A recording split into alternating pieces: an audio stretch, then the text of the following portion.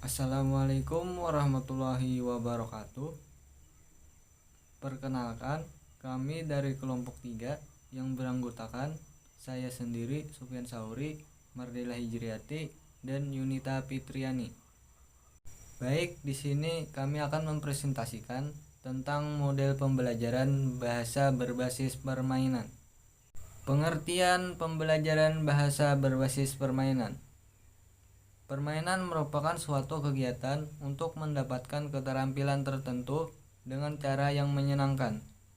Kata permainan sendiri berasal dari kata main, yang artinya perbuatan untuk menyenangkan hati.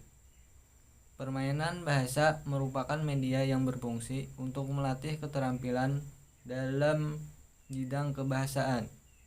Permainan ini memadukan aspek kognitif, psikomotorik, dan efektif untuk mengembangkan literasi pada siswa kelas rendah dapat ditempuh melalui berbagai permainan bahasa.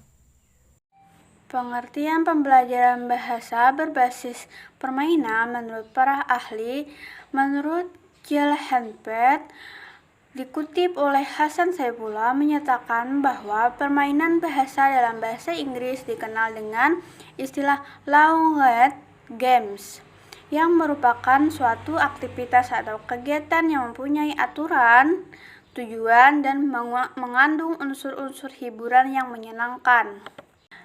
Menurut Suvarno yang dikutip oleh Mahmudah dan Abdul Wahab Rosyidi, permainan bahasa mempunyai tujuan ganda, yaitu mendapatkan kegembiraan dan juga melatih keterampilan bahasa tertentu seperti kemampuan menyimak, mendengarkan, membaca, menulis, maupun menambah penguasaan kosakata.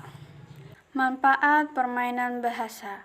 Yang pertama, menghilangkan kejenuhan dan kebosanan peserta didik, menyingkirkan keseriusan yang bisa menghambat proses pembelajaran, mengajak keterlibatan para peserta didik dalam proses pembelajaran, menghilangkan stres dalam lingkungan sekolah ataupun di dalam kelas, meningkatkan motivasi belajar peserta didik, membangun kreativitas diri guna mencapai tujuan pembelajaran, dapat memupuk rasa solidaritas yang tinggi, mampu melakukan kerjasama yang baik, dan yang terakhir, mampu melakukan kerjasama yang baik di antara peserta didik.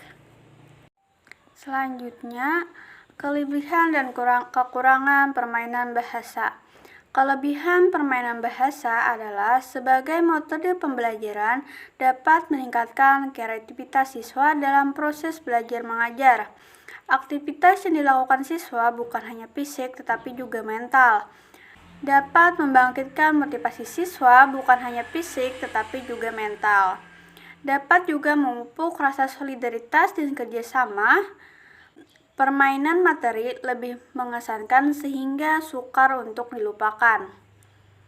Kekurangan permainan bahasa adalah bila jumlah siswa terlalu banyak, sulit melibatkan seluruh siswa dalam permainan. Tidak semua materi dapat dilaksanakan melalui permainan. Permainan banyak mengandung ketidakpastian sehingga sulit untuk dijadikan ukuran yang terpercaya.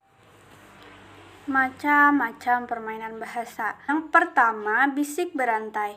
Permainan ini dilakukan dengan cara setiap siswa harus membisikkan suatu kata atau untuk kelas rendah dan kalimat atau cerita untuk kelas tinggi kepada pemain berikutnya, terus berurutan sampai permainan berakhir. Teka-teki silang adalah menembak padanan kata sesuai dengan jumlah kotak yang disediakan. Permainan ini berguna untuk siswa dalam memahami sebuah istilah dengan melacak kata demi kata yang sesuai dengan ungkapan perintah. Dan yang terakhir, berbalas pantun. Siswa berbaris melingkar, guru berada di tengah lingkaran, menyiapkan sebuah pantun dan sebuah bola yang akan dilempar kepada siswa sambil menyebutkan nama siswa. Langkah-langkah penyusunan pembelajaran permainan dengan memadukan 4 keterampilan bahasa. Langkah-langkah yang harus dipersiapkan adalah yang pertama, memahami kompetensi dasar dan menjabarkan dalam indikator. Yang kedua, menghubungkan topik pembelajaran yang akan disampaikan dengan model permainan yang cocok dengan 4 materi keterampilan tersebut. Yang ketiga, memilih teknik permainan yang sesuai dengan topik yang akan disampaikan. Yang keempat, menyiapkan rancangan tertulis dengan memperlihatkan pemilihan ajar, rincian, kegiatan, alokasi waktu, dan media yang akan digunakan. Dan yang kelima, melaksanakan pembelajaran dengan teknik permainan secara efektif dan efisien. Selanjutnya, prinsip-prinsip metode permainan, yaitu permainan yang dikembangkan hendaknya permainan yang berkaitan langsung dengan konteks keseharian peserta didik.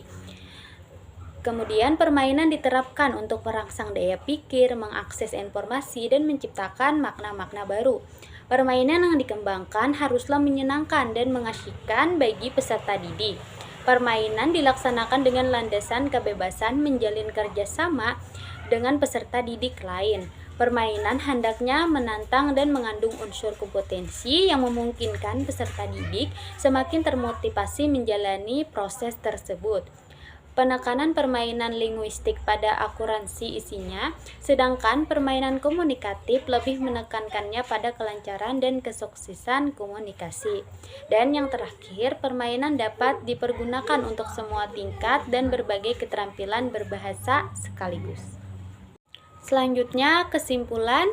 Permainan bahasa merupakan media yang berfungsi untuk melatih keterampilan dalam bidang kebahasaan. Permainan ini memadukan aspek kognitif, psikomotif, dan efektif untuk mengembangkan literasi pada siswa kelas rendah dapat ditempuh melalui berbagai permainan bahasa. Melalui permainan, seorang siswa akan belajar banyak mengenai kehidupan seperti belajar mandiri, berani bersaing, bersosialisasi, mempunyai jiwa kepemimpinan, lebih percaya diri, dan yang lain sebagainya. Terdapat beragam macam permainan yang dapat digunakan untuk pembelajaran bahasa Indonesia. Beberapa contoh diantaranya adalah sebagai berikut: bisik berantai, meloncat bulatan kata, teka-teki silang, berbalas pantun, dan memasang gambar dengan teks. Nah, demikianlah presentasi dari kelompok kami. Mohon maaf apabila ada kesalahan dalam penulisan ataupun penyebutan. Terima kasih. Wassalamualaikum warahmatullahi wabarakatuh.